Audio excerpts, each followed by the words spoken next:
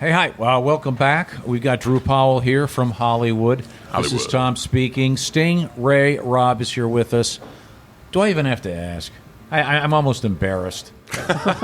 Everybody. He knows what's coming. Everybody. Let's do it. Do you want me to start?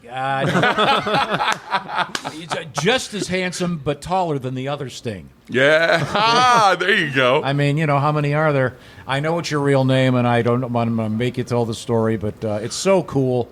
It is. Is Sting, is Ray your middle name? No, so Sting Ray is actually my first name. First name, And then okay. I have a middle name, and then Robb is my last name. Amazing. I love it. And they let you drive a Honda. Yeah. When I'm telling the story of my name, I usually have to cover the Honda logo up. But it worked out well. His middle name is Accord, so it's okay. Yeah. Or Civic or something like that. Yeah. Stingray Civic Robb. There we go. Let's go. Welcome to Indianapolis. Thank you. Yeah, good to be here. 107th running of the Indianapolis 500 coming up. Your first one. A few days away. My first one. Oh, my gosh. How does that feel? It's exciting. We had the most stressful weekend of my life last weekend trying to qualify for this event. Oh my Not gosh. really a position you want to be in as a driver, but we made it, Yep. and we're going racing this Sunday, so I'm excited about it. Let's go. So how does a guy get from the wilds of Idaho to the Indianapolis Motor Speedway? Well, we'll start with my name. Yeah. My parents were big Corvette fans, and so if that... Here, hang on. Let me say that again. My parents are big Corvette fans. I cover up my Honda logo. We still love you, Honda. It's okay. Yep. And anyway, so that tells you part of the story. They passed their passion for cars along to me through my name. Yep. And so I grew up around drag races, autocross events, and my dad actually helped start the local Corvette club.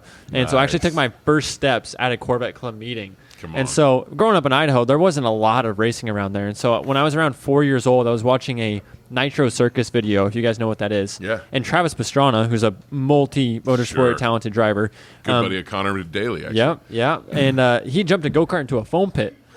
And 4-year-old Stingray saw that and was like, oh, that's what I want to do. And so I went to my mom. Yep. I said, Mom, I want a go-kart and I want a foam pit. For my 5th birthday, I got the go-kart, but no foam pit. So here we are now, several years later. And by the time I was 14 years old, I'd been to Spain, Portugal, England, France, Belgium, Italy, all for the sake of driving go-karts. Won several championships there, got to race for a team internationally. And then I started to make the transition to cars when I was about 15 years old, and that was in the year 2016. Wow. So in 2016, I tried as much stuff as I could. I did dirt cars, did dirt modified, I did NASCAR, I did open wheel, I did sports cars. And I wanted to make sure that whatever I chose was the direction I wanted to take for the rest of my career. Because racing is unique in the sense that it's not a straight path to the top. Right. It's more like shattered glass. You can jump off on one vein and then come back over here onto this vein and move around a little bit. And so I wanted to make sure that I could be efficient. I wanted to head straight to the top. And so open wheel is what we settled on because it was the most similar to the go-kart racing I'd been doing at the time. And so heading to the road to Indy, that was the most easy option to choose, being an American and an American series that led straight to IndyCar, one of the best racing series in the world. That's awesome. Wow, that's Yeah, great. that's now, really cool. You're a tall guy. In a go-kart, I mean, do you even fit? I managed my weight very well. Let me tell you. Did you have to work on that? Well, no. I mean, physically, I was fine. But, being tall in a go-kart is actually kind of helpful at times because you can manipulate the grip with the way that you lean in the seat. And so I had the ability to affect the weight of the car on which corner, whatever. And that's stuff that we're doing in the race car today with weight jackers. Right, Weight jackers are a great right. tool that we can have at the Indy 500. But I was doing that with my body when I was 12 years old. Leaning over the outside rear tire, inside rear tire, depending on if it was raining or if it was dry or if there was a high-speed turn, whatever else. I could change the handling of the cart depending on how I move my body. That's amazing, man. Among the other drivers, who do you get along with the best? Oh, man, they're all a bunch of bad guys. No, I'm just kidding. Well, you're a rookie, though. So how do they treat rookies? I'm curious about that. They're all pretty good. They really are. No hazing? No hazing yet. It's still early in the season. It's only May. Yep. But I actually grew up with a lot of these guys. My teammate, David Malukas, was someone I grew up go-karting with. Kyle Kirkwood, Pato O'Ward, Colton Herta, just to name a few. Renus VK. Sure. All those guys, we all went through very similar programs to get to this spot.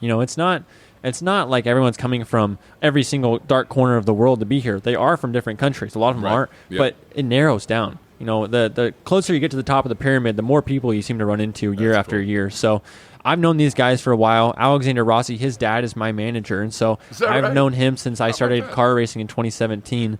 But yeah, they're all pretty good dudes. I get to work out with like Scott Dixon. Scott McLaughlin's made fun of me a couple times and seems all right. Will Power, much the same. So it's a small world in motorsports, so they're all pretty good. All right. Sting, Ray, Rob, last question. We're asking everybody the same thing. Why don't you ask it? Okay, so I'm an actor, so I'm curious about this. Who plays you in the movie, if you get to choose? Oh, my goodness. I would like to say I look like Chris Evans, but I think that's optimistic. That's fine. Captain America, Do it. Absolutely. Captain America. Let's go. You're the next Captain America of the IndyCar circuit. I like it. Who's the guy in, I'm forgetting it. Which? Remember the movie with the DeLorean and the Michael J. Fox? Are you talking about the scientist? Do you think I look like a scientist? The okay. guy. Michael J. Fox? Who's the other guy? In Back to the Future? Yeah. Who is it? Tim Wilson? No, I forget that. Which are you talking about? Which He plays the dad. Oh, yeah. Help me out. He's now Biff. Crispin Glover. Now, Biff, you get your damn hands off her. I mean, I can totally see that. A little bit. Absolutely. No, I'm with you 100%. I'll have to go back and watch it. Yeah, check that out. Don't Google that. Yeah, exactly. Dude, I got to know. Last question.